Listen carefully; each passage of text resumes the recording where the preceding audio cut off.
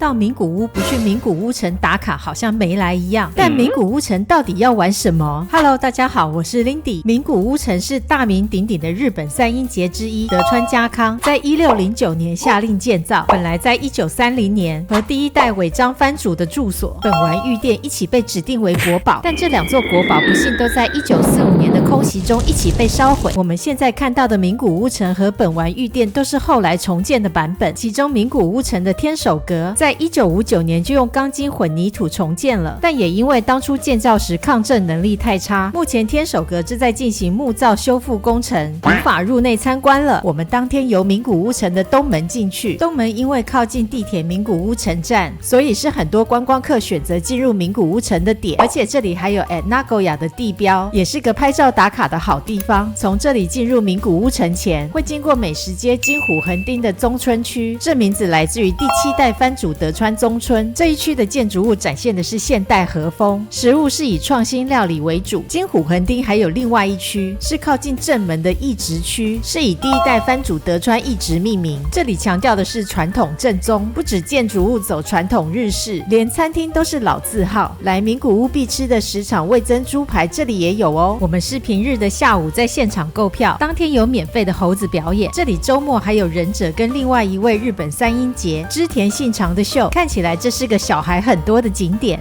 二之丸庭院旁的空地曾经是能舞台的表演场，从这里可以很清楚的看到天守阁上的2只金虎。天守阁虽然现在不开放入内，但本丸御殿却是开放参观的哟。本丸御殿虽然是2009年才开始修复，但建造方式是遵循传统木造工法，柱子和梁的结合完全没有使用金属或钉子。将军接待宾客的大门目前只是用来展示，要进入本丸御殿需从有帐篷的入口排队，还要先看一段宣导短片，基本上什么都别碰就对了。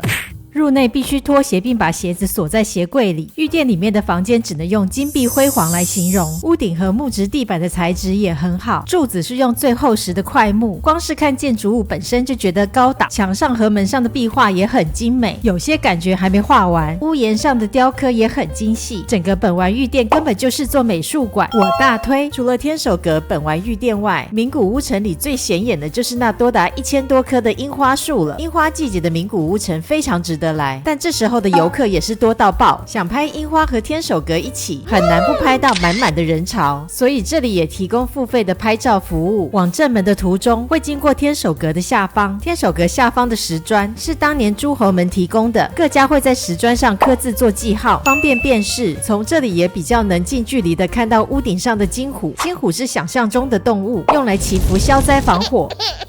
这2只在天守阁屋顶上的金虎是1959年跟天守阁一起被复原的，身上镶满18K 金，而且还1公1母，身长都超过2公尺，重量每只都超过1200公斤呢。正门附近种植的枝垂樱是日本人野餐的点，有的甚至连桌子跟酒都搬来了。正门本身也是跟着天守阁在1959年重建的，以前只有地位显赫的家臣才能从这里出入哦。我们下一站见，拜拜。